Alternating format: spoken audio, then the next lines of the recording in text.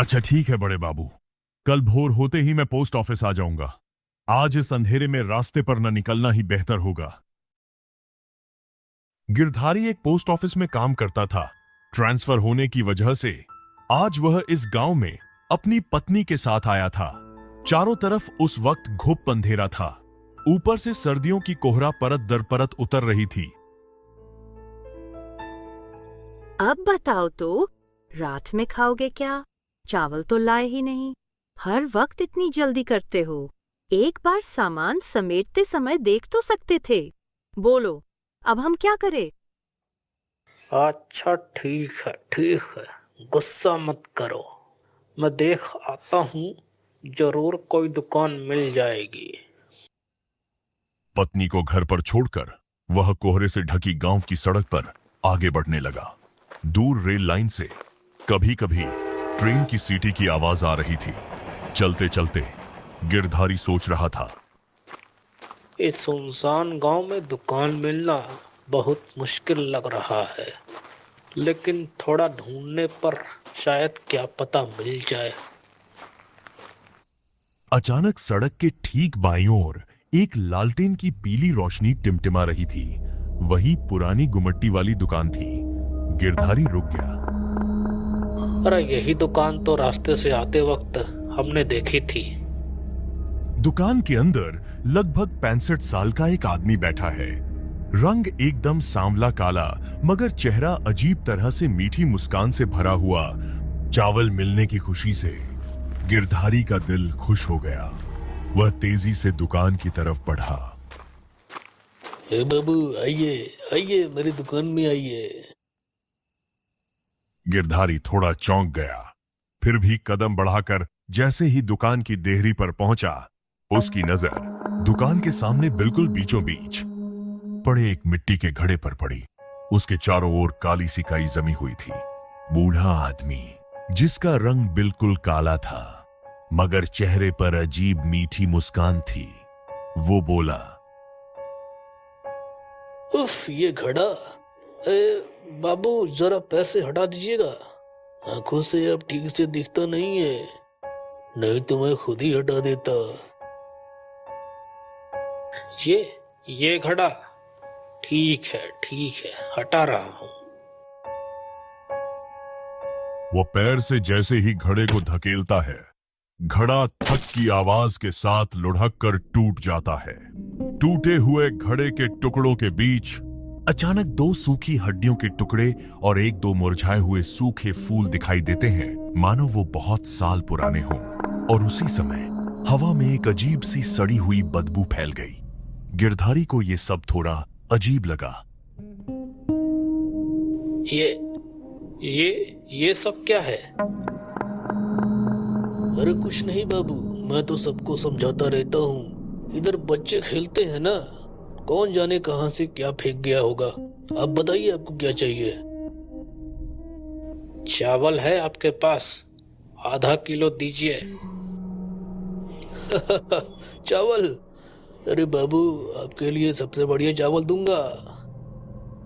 वह दुकान के कोने से चमकदार, लगभग बिल्कुल नए जैसा एक थैला लाकर गिरधारी के हाथ में पकड़ा देता है। लीजिए, पैसे नहीं लगेंगे बाबू, आपका मन ही मेरी कीमत है। क्या पैसे क्यों नहीं? नहीं, मैं तो पैसे जरूर दूंगा। अरे बाबू, आप मेरी दुकान पर आए, यही मेरी खुशी है। जो चाहिए हो शाम के बाद आकर ले जाइएगा, ठीक है? थोड़ा रुककर वो और भी नरम आवाज में कहता है, मेरा नाम चरण दास है। वैसे तो सब मुझे काली चरण ही कहते हैं। ठीक है काली चरण काका, फिर आऊंगा मैं। अभी चलता हूँ। दुकान से बाहर निकलकर जैसे ही गिरधारी ने पीछे मुड़कर देखा, अचानक उसके शरीर में सिहरन दौड़ गई। लालटेन की रोशनी में बूढ़े की परछाई अस्वाभाविक रूप से बहुत लंबी होकर जमीन पर फैलती दिख रही थी। गिरधारी ज्यादा ध्यान न देकर चावल का थैला लेकर तेजी से चल पड़ा। उसे खुद नहीं पता था कि वह किस जगह से घर वापस जा रहा है।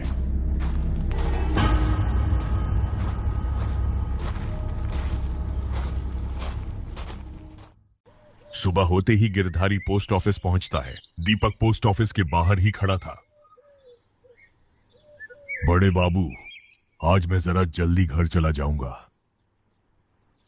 क्यों, क्या हो गया? इतनी जल्दी क्यों? असल में बाबू, कल रात को एक बहुत बड़ा घटना हुआ है, जिसकी वजह से 20 साल पुराना आतंक शायद अब इस गांव में दोबारा आ गया है। इसलिए ही तो कह रहा था, अंधेरा होने के बाद बाहर रहना ठीक नहीं है। मैं जरा जल्दी घर चला जाऊंगा। आप थोड़ा ध्यान रखिएगा बाकी सामान का। लेकिन क्या हो गया? तुम कुछ बोल क्यों नहीं रहे हो? ना ना बड़े बाबू, मुंह से अपशगुन की बात निकालना पाप है। आप भी शाम होने से पहले घर चले जाइएगा, इसी में हमारी भलाई है। गिरधारी कुछ भी समझ नहीं पा रहा था। वह बस चुपचाप बैठ रहा और शाम होते ही घर वापस लौट गया।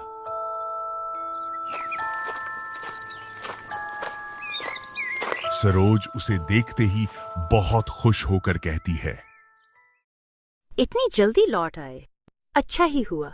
आज नहीं तो कल, लेकिन शाम के वक्त उस दुकान से तेल ले आना पड़ेगा। ठीक उसी समय बाहर से एक अनजान आवाज सुनाई देती है। पोस्ट मास्टर बाबू है क्या? घर पर है क्या? अरे पोस्ट मास्टर बाबू, आप घर पर हैं? गिरधारी बाहर निकलकर देखता है, सामने एक अधेड़ उम्र का आदमी खड़ा है। मैं आपके बगल वाले घर में ही रहता हूँ। सोचा जरा जान पहचान बढ़ा ली जाए। आखिर गांव के इकलौते पोस्ट मास्टर हैं आप, सबको पहचानना भी तो पड़ेगा, है ना?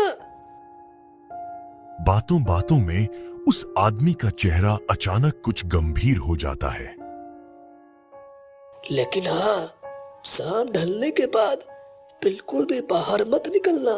पता नहीं कैसे 20 साल पहले का डर इस गांव में फिर से जग गया है।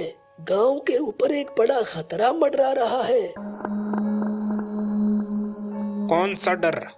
पहले इस गांव में क्या हुआ था? सुबह पोस्ट ऑफिस के लड़के के मुंह से भी कुछ सुना था मैंने। जरा साफ साफ बताइए ना, आखिर मामला क्या है? असल में बाबू, इस गांव में कालीचरण नाम का एक आदमी रहता था। उम्र होगी कोई 60-65 साल के आसपास, लेकिन आदमी सबका बहुत प्यारा था। रेल लाइन के पास रोड के किनारे उसकी दुकान थी। उसका व्यवहार इतना मीठा था कि लोग उसे प्यार से कालीचरण कहकर बुलाते थे। उसकी दुकान पर हमेशा भीड़ लगी रहती थी, सिर्फ उसके अच्छे व्यवहार की वजह से। फिर एक दिन अचानक आधी रात को गांव से एक बच्चा गायब हो गया। कोई निकम्मा उस बच्चे को ढूंढ भी नहीं पाया। इसके बाद हर पूर्णिमा की रात एक एक बच्चा गायब होने लगा।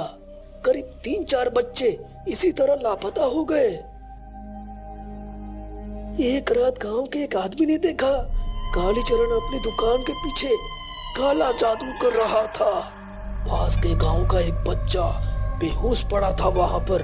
साधना पूरी होते ही वह बच्चे की बलि देने वाला था, लेकिन तभी सबको समझ में आ गया, अब तक जितने भी बच्चे गायब हुए थे सबकी बलि कालीचरण ने ही दी थी।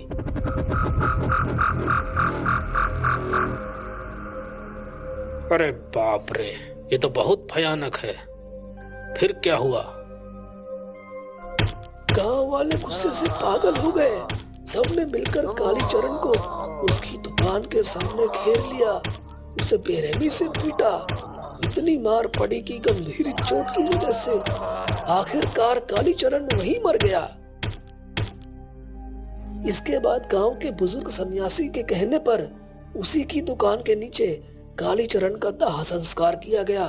वहीं उसे हमेशा के लिए बांध दिया गया। अब असली खतरा ये है कि 20 साल से दुकान के सामने रखी उस मिट्टी की हांडी को किसी नासमझ ने फोड़ दिया है और उससे कालीचरण की आत्मा आजाद हो गई है। कल रात उसने एक आदमी को साइकिल समेत उसे उठा के फेंक दिया था। वही आदमी आज सुबह पूरे गांव को बता रहा है कि कालीचरण ने उसे मारा नहीं, बस इतना कहा, तुझे छोड़ रहा हूँ, गांव जाकर सबको बता दे मैं वापस आ गया हूँ। अब धीरे धीरे पूरे गांव को खत्म करूंगा। बताइए बाबू, कितना भयानक है ये। आप शहर से आए हैं, इसीलिए आपको ये सब पता नहीं था। इसीलिए कह रहा हूँ, शाम के बाद घर से बिल्कुल भी मत निकलना। उस आदमी की आखिरी बातें गिरधारी के कानों तक पहुंची ही नहीं, क्योंकि अब तक सब कुछ उसके सामने साफ हो चुका था। वह एक धोखे का शिकार हुआ था। कालीचरण ने अपने मीठे व्यवहार से उसे बहकाया और अपने बंधन को आजाद करवा लिया। सीधी बात यह थी कि गिरधारी की गलती की वजह से अब पूरे गांव पर खतरा मंडरा रहा था। गिरधारी समझ गया कि इस समय इस आदमी को पूरी सच्चाई बताना बहुत जरूरी है, नहीं तो आगे चलकर हालात और भी बिगड़ सकते हैं। अरे बाबू, आप इतना सोच क्यों रहे हैं? आपको डरने की कोई जरूरत नहीं है। बस शाम के बाद बाहर मत निकलिएगा, बस इतना ही काफी है। मैं आपको एक बात बताना चाहता हूँ। ये जो इतना बड़ा खतरा खड़ा हुआ है, इसे कहीं न कहीं मैंने ही बुलाया है। यकीन मानिए, मैंने जानबूझकर ऐसा नहीं किया। ये सब मुझसे अनजाने में हो गया। मतलब आप कहना क्या चाहते हैं? जरा साफ साफ बताइए, मुझ पर भरोसा रखिए, पूरी बात बताइए, आखिर हुआ क्या है? गिरधारी ने इस गांव में आने के बाद से अब तक जो कुछ भी किया था, सब कुछ उसे बता दिया। शाम को चावल ना होने की वजह से दुकान पर जाना, कालीचरण का मीठा व्यवहार, उसके कहने पर उस मिट्टी की हांडी को गंदा समझकर पैर से दूर हटा देना, सब कुछ गिरधारी ने साफ साफ बता दिया। ओह, तो ये गलती आपने की है। आपकी इस बेवकूफी की वजह से आज गांव पर ये खतरा घूम रहा है। आप खुद भी नहीं जानते हैं बड़े बाबू, आपसे कितनी बड़ी गलती हो गई है। आप मुझे बस ये बता दीजिए, अब मुझे क्या करना होगा। अपनी इस गलती का प्रायश्चित करने के लिए मैं हर चीज के लिए तैयार हूँ।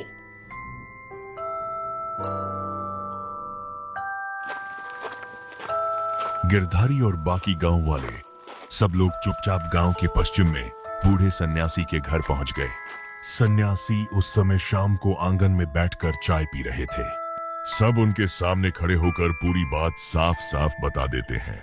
सब कुछ सुनने के बाद सन्यासी बोले, देखो पोस्टमास्टर, उसे रोकने का एक रास्ता मेरे पास है और वो काम सिर्फ तुम ही कर सकते हो। मैं? डर से तो मेरे हाथ पांव ही कांप रहे हैं। हाँ, सिर्फ तुम ही ये काम कर सकते हो। कल अमावस्या की रात है। ऐसे कामों के लिए सबसे सही समय है। ज्यादा देर नहीं करनी होगी, क्योंकि रात में वो अपनी दुकान से निकलकर तांडव मचाने आ सकता है। इसीलिए जैसे ही अंधेरा गिरे, तुम मेरे साथ उसकी दुकान तक चलोगे। वहां जाकर मैं तुम्हें जो कहूंगा वही करना, और तुम सब हम दोनों के पीछे पीछे आओगे। थोड़ी दूरी पर रहकर मेरे इशारे का इंतजार करोगे। अब देर मत करो, सब अपने अपने घर लौट जाओ और रात में कोई भी घर से बाहर नहीं निकले, ठीक है? बूढ़े सन्यासी की बात मानकर सब लोग अपने अपने घर लौट गए। लेकिन उसी रात गांव में एक और बड़ा कांड हो गया। गांव के आखिरी छोर पर हफ्ते का इकलौता बाजार लगा था। शाम ढलते ही, रात करीब 9 बजे, दुकानदार दुकानें समेटकर घर जाने की तैयारी कर रहे थे।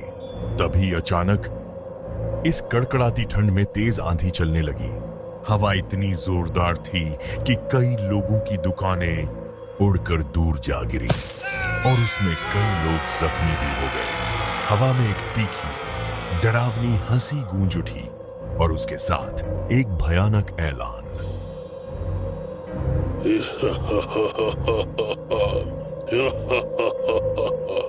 अरे रे, तुम्हारा कालीचरण लौट आया है। ये तो बस शुरुआत है, पूरा गांव तैयार रहे बहुत भयानक मंजर देखने के लिए।